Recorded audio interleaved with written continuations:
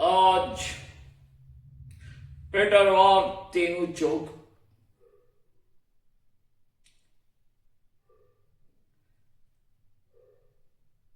एक बड़ी शख्सियत, कद भले उनका छोटा रहा हो, छोटे से कस्बे के रहने वाले भले वो रहे हों, लेकिन कृतित्व में इतना बड़ा, संकल्प इतने बड़े, सोच इतना बड़ा, त्याग इतना बड़ा, उनके सपने इतने बड़े, जैसे पेटरवार के ही नहीं बल्कि एक बड़े क्षेत्र के लोगों के दिमाग में बात आई कि जिन्होंने समाज के हित में, जिनका जीवन और इतिहास त्याग और समर्पण का रहा हो, उनके प्रति समाज का भी दायित्व बनता है। और इसी दायित्व के तहत पेटरवार तेनू चौक, जो कि मैं समझता हूं कि एक बड़े से भूभाग में पेटरवार तेनू चौक की एक अपनी बड़ी भूमिका और बड़ी खासियत रही है। बड़ा ही महत्वपूर्ण स्थल रहा है, जिसका नामकरण उन माननीय छत्रु बाबू के आदम कद के मूर्ति के स्थापना के साथ अब पेटरवार का ये तेनू चौक उनके नाम पर जाना जाएगा और एक बड़ा इतिहास का दिन यह हमारे क्षेत्र के लिए साबित हुआ। नेता क्षेत्र से संबंध रखते हैं, नेताओं का आना जाना निश्चित रूप से लगा रहता है, पहले भी लगा रहता था, लेकिन उन्हीं के बीच कोई एक ऐसा विरला शख्सियत आता है जो सबों के दिलों में जज्ब हो जाता है, सबों के हृदय में वास करता है, सबों के दिलों में राज करता है, तो उसकी एक अलग बात होती है। और वैसे ही बड़े शख्सियत का नाम छत्रूराम रहा है।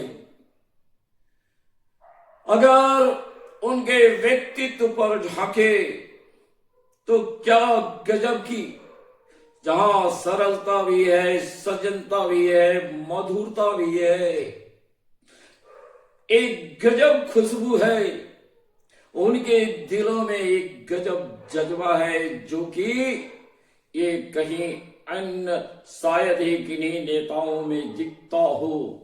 नेताओं को सुनने में कठोर लग सकता हो, लेकिन जितना गुणों का सामंजस्य इस शख्सियत पे रहा, शायद अगर हम इन्हें कहें कि वहां गांधी जी की छाप भी दिखती है, लाल बहादुर शास्त्री जी की भी विद्वता और सज्जनता दिखती है, तो राजेंद्र बाबू का भी कुशाग्रता उनके व्यक्तित्व में परिलक्षित होता है।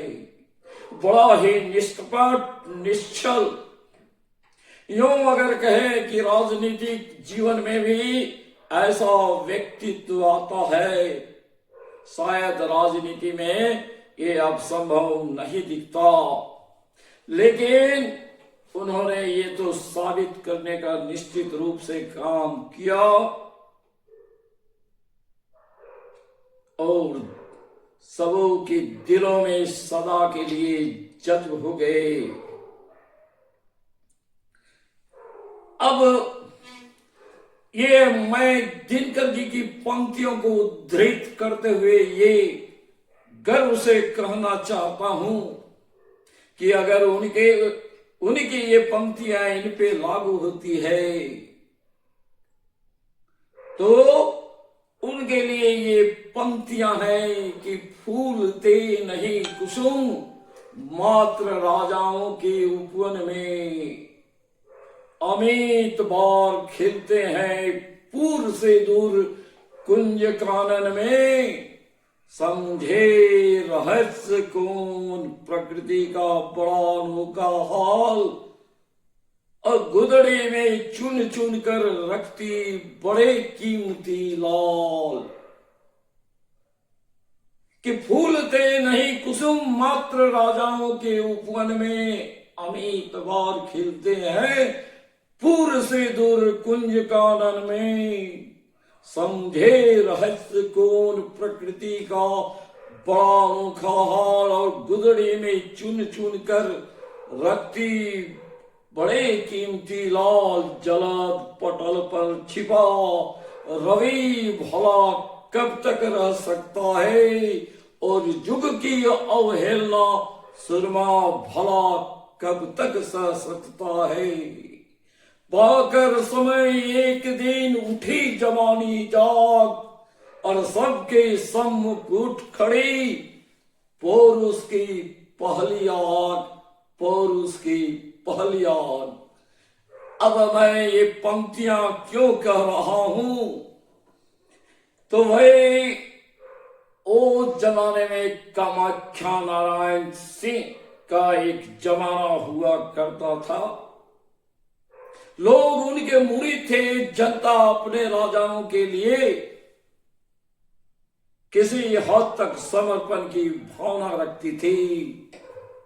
और वैसे समय में एक ये 1969 की मैं बात कर रहा,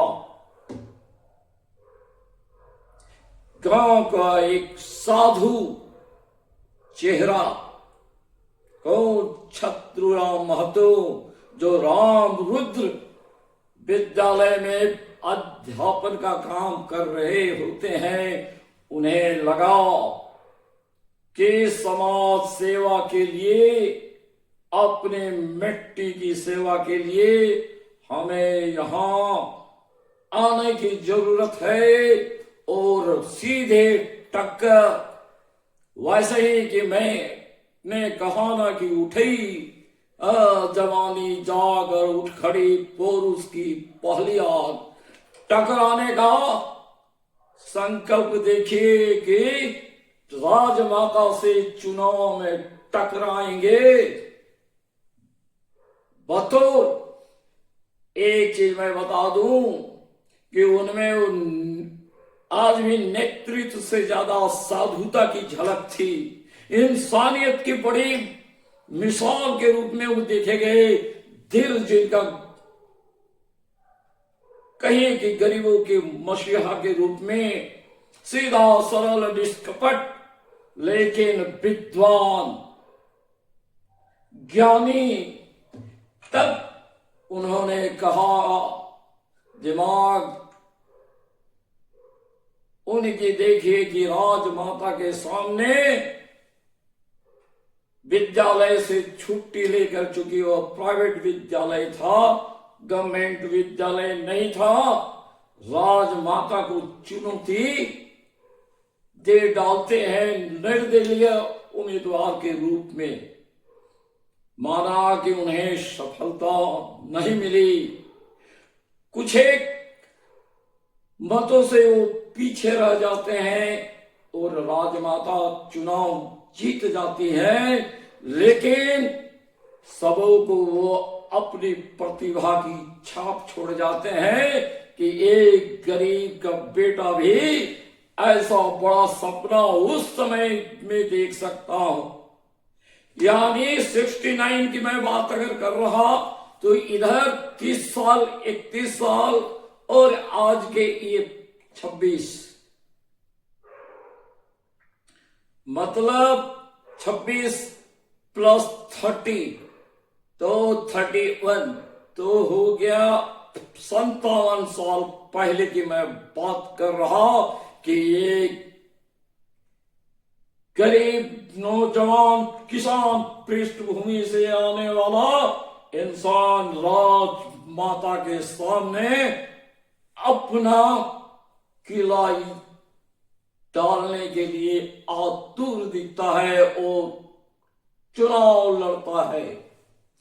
कुछ एक मतों से पराजित हो जाना कोई, लेकिन वो भी अपने आप में अगर आप समझे तो बड़ा इतिहास बनता है। और उसी का ये प्रताप होता है कि 1972 में जब वो जलेडी विधानसभा से लड़ते हैं तो चुनाव में विजयी घोषित होते हैं। विजय उन्हें हासिल होती है और निर्दलीय से ये जनसंघ में चले आते हैं। लेकिन त्याग और तपस्या में कोई कमी नहीं।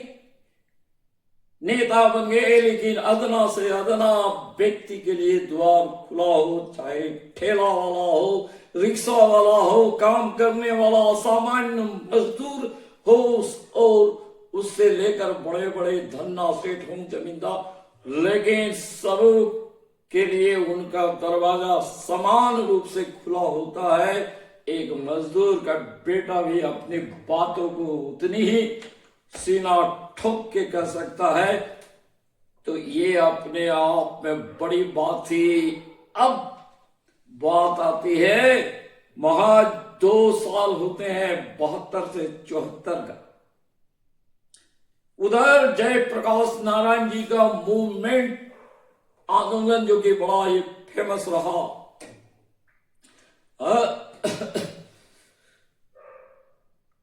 तो वो आंदोलन वहां चलता है कि हो गई है पीर पर्वत से पिघलनी चाहिए और इस हिमालय से कोई गंगा निकलनी चाहिए का आह्वान जब होता है, तब देखिए मर्दानगी इनकी की पहली बार विधायक बने हैं, लेकिन उनके आह्वान पर वो रिजिग्नेशन त्याग पत्र दे देते हैं। इतना विराट का व्यक्तित्व का मालिक बहुत कम ही मिलता है कि कोई किन्हीं के बड़े नेताओं के आह्वान पर त्याग पत्र दे देता है। और ये तो 1974 की मैं बात कर रहा, महज 2 साल में। और बगावत में उतर जाते हैं कि आग कहीं हो आग लगनी चाहिए, हंगामा खड़ा करना मेरा मकसद नहीं, हमारी कोशिश है कि ये सूरत बदलनी चाहिए। अब देखिए कि हंगामा खड़ा करना मेरा मकसद नहीं, मेरी कोशिश ये है कि ये सूरत बदलनी चाहिए। 1975 में इंदिरा सरकार इमरजेंसी लगाने के तो देखते हैं कि भाई कौन कौन नेता बड़ा विरोधी और आक्रामक तेवर में है, तो उनमें छत्रबाबू भी शुमार हैं और उन्हें गिरफ्तार करके हजारीबाग सेंट्रल जेल ले जाया जाता है। 24 महीने पक्का 2 साल वो जेल में बिताते हैं। लेकिन 1977 में जब पूरे देश में एमपी का चुनाव होने वाला होता है, तब सरकार उन्हें जेल से जमानत पर छोड़ देती है। तो अब देखिए ये होता है कैरेक्टर। लेकिन जेल जाने वाला के बारे में या तब मैं इनके बारे में कहता हूं कि दिनकर जी की ये पंक्तियां शायद इनके लिए ही बनी है। वसुधा का नेता कौन हुआ, भूखंड विजेता कौन हुआ, नव धर्म प्रणेता कौन हुआ, अतुलित यश का क्रेता कौन हुआ,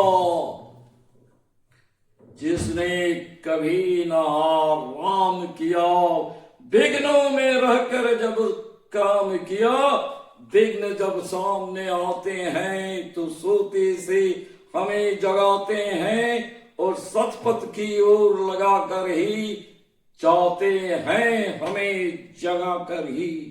तो वसुधा का नेता वो कैरेक्टर था कि कौन हुआ, भूखंड विजेता कौन हुआ, जिसने कभी न आराम किया, विघ्नों में रहकर जिसने काम किया, विघ्न जब सामने आते हैं तो सोते से ही हमें जगाते हैं, मन को मरोड़ते हैं पल पल, तन को झंझोड़ते हैं पल पल, सतपथ की ओर लगाकर ही जाते हैं हमें जगाकर ही। आगे के पर कंकरियां जिनकी से सुघर छाया देती केवल अंबर, अब विपदाएं दूध पिलाती है, लोरी आंधियां सुनाती है। जो लाछा गृह में जलते हैं, जो सेंट्रल हजारीबाग में जलते हैं, वो ही सुरमा बन के निकलते हैं, वो ही सुरमा बन के निकलते हैं।